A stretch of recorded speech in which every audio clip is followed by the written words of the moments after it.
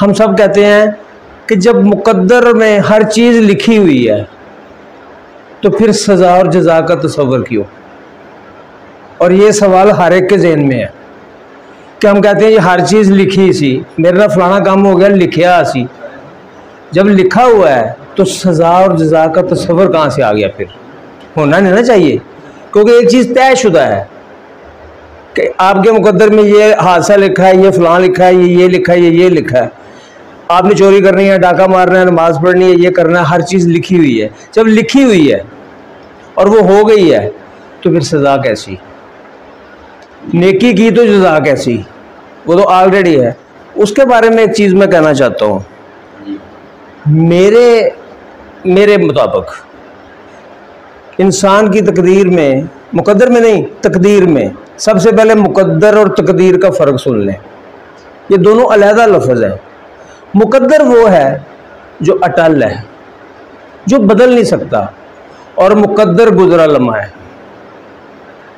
ہر گزرا لمحہ آپ کا مقدر ہے کہ یہ میرے مقدر میں تھا، یہ میرے مقدر میں ہے۔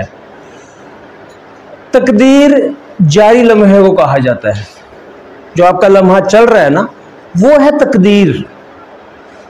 تقدیر کو دو چیزوں سے تبدیل کیا جا سکتا ہے، ایک تدبیر سے، دوسرا دعا سے۔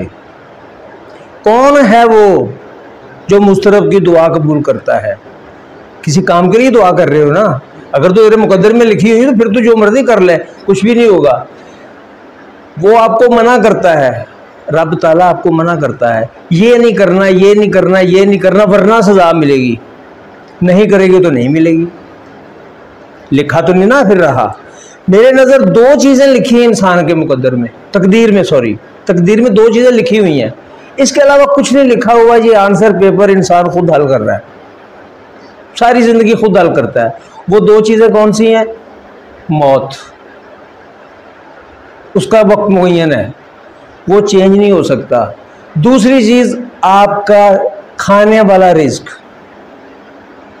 آپ کا ایندھن، آپ کا فیول جس سے آپ زندگی گزاریں گے، یہ معین ہے، یہ کم زیادہ نہیں ہو سکتا۔ جتنا مقدر اب میں آپ کے لکھ دیا گیا رزق، وہ آپ کو اتنا ہی ملنا ہے۔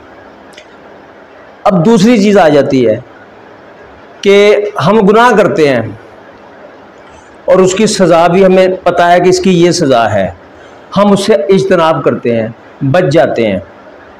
کوئی بھی کام کریں اس کے اچھائی اور برائی کو ہم دیکھتے ہیں نا کہ یہ میں اچھائی ہے۔ کچھ لوگ جان بوجھ کے گناہ کر جاتے ہیں، کچھ لوگ جانتے ہوئے کہ اس گناہ کی یہ سزا ہے لیکن وہ کرتے ہیں، ان کو اس چیز کا احساس ہی نہیں ہوتا کہ یار یہ گناہ ہے، مجھے سزا ہوگی، یہ ہوگا، وہ ہوگا۔ انسان کی زندگی میں جو بھی گزر رہا ہے وہ اپنی تدبیر سے اپنا تقدیر کو مقدر میں تبدیل کر رہا ہے، وہ اپنی تقدیر کو، جاری کو مقدر میں تبدیل کر رہا ہے۔ قتل کی سزا کیا ہے؟ ہینگ یا پھانسی، جو بھی کہہ لو، موت کا بدلہ موت۔ آپ نہیں کرتے، آپ رک جاتے ہیں تو پھر تو آپ کو موت کے بدلے میں موت نہیں ملے گی، وہ آپ کا ارادہ ہے۔ ہمیں ارادہ کیوں دیا گیا؟ اسی لیے دیا گیا نا، انسان کو ارادہ اسی لیے تو دیا گیا ہے کہ آپ ممنوعات سے بچیں، اچھائی کی طرف آئیں۔ جب آپ ہر چیز اچھائی کی طرف آتے جائیں گے تو آپ کے وہ تمام جو معاملات ہیں کہ، اور جب دیکھنا وہ کہتا ہے میں دعا قبول کرتا ہوں، دعا آپ کس چیز کی مانگتے ہیں؟ کسی بھی چیز کے لیے مانگتے ہیں، اچھائی کے لیے، بھلائی کے لیے، کسی چیز کی کامیابی کے لیے، کسی مقصد کے لیے ہم دعائیں مانگتے ہیں اور کہتے ہیں دعائیں قبول ہو گئی۔ یہاں دعائیں قبول نہیں ہوتی، دعا کبھی رد نہیں ہوتی، لگتا وقت ہے۔ اصل یہ ہے، دعائیں نامقبول نہیں ہوتی، بس وقت لگتا ہے، ہمیں پتہ نہیں چلتا۔ کچھ دعائیں اوپر وقت کے لیے رکھ لی جاتی ہیں، اس وقت کے لیے رکھ لی جاتی ہیں، کچھ دعائیں زندگی میں کسی بھی وقت کے لیے رکھ لی جاتی ہیں۔ تب یہ فارمولہ کام نہیں آئے گا کہ آپ کے تو مقدر میں یہ لکھا تھا، آپ نے دعا سے اس کو بدل لیا ہے۔ وہ ایک شعر بھی ہے نا علامہ صاحب کا ہے، نگاہ مرد مومن سے بدل جاتی ہیں تقدیریں، یہ خاکی اپنی فطرت میں نہ نوری ہے نہ ناری ہے۔ یہ اسی چیز کو تو وہ بیان کر رہا ہے کہ تدبیر کرو، یہ کرو، کئی بندے یہ سوچتے ہیں وہ میرے مقدر یہ لکھا تو پھر میں تو کرنا ہی سی، میں تو کرنا ہی سی. تو بابا اگر وہ رک جاتے تو وہ نہ ہوتا تو تمہارا وہ میٹر جڑا تبدیل ہو جانا تھی، وہ نہیں رہنا تھا.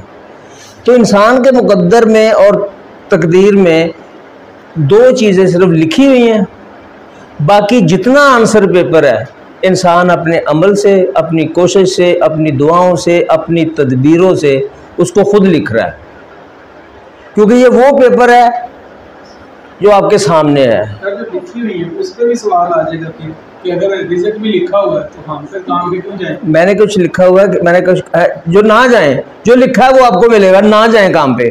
یہ بھی حقیقت ہے، یہ بھی حقیقت ہے. آپ موت سے بچ نہیں سکتے، بچ سکتے ہیں کسی بھی جگہ چلے جائیں، احتیاطی تدابیر اختیار کر لیں، آپ نہیں بچ سکتے. اسی طرح آپ کو آپ کا رزق ملے گا.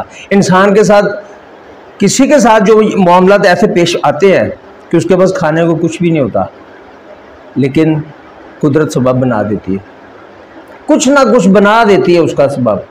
اب کسی کے ساتھ یہ چیز نہیں گزری، کسی کے ساتھ یہ تجربہ نہیں ہوا، تو وہ تو نہیں، جیسے آپ نے کہا کسی کے ساتھ ایک نہیں گزری یہ چیز، وہ تو اس چیز کا تجربہ بیان نہیں کر سکتا، اس کو اس چیز کا تجربہ ہی نہیں ہے، تو وہ کیسے بیان کرے جی وہ پھر بھی مل جاتا ہے. لیکن مل جاتا ہے. رزق معین ہے اور موت، ان کے وقت معین ہے، ان کی مقدار معین ہے، باقی کوئی چیز آپ کی تقدیر میں نہیں لکھی، وہ آپ نے خود لکھنی ہے. انسان اپنی تقدیر خود لکھتا ہے. یہ ہم عام کہتے ہیں کہ تمہارے مقدر میں یہ تھا. اجتناب کرو، بچتے رہو، آپ کو وہ سزا نہیں ملے گی، آپ کو وہ نہیں ملے گا، اس کا گناہ نہیں ملے گا. اچھے کام کرتے رہو، اچھے اعمال کرتے رہو، آپ کا بڑھتا جاتا ہے. ثواب کے درجے جو ہوتے ہیں، اجر جو ہوتا ہے نیکی کا. مزے کی بات یہ ہے ہر نیکی کا اجر میں ضربے اور تقسیمیں ہیں. اس کا اتنا، اس کا اتنا، اس کا اتنا، اس کا میں اتنا اجر دوں گا. گناہ اور جرم اس کی سزا میں کمی بیشی نہیں ہے، فکس ہے. کبھی بھی نہیں ہوگا کہ ایک قتل کی 2 سزائیں آپ کو دی جائے، وہ معین ہے. لیکن جہاں پہ اجر کا معاملہ ہے وہ ضرب دیتا ہے، تقسیم دیتا ہے.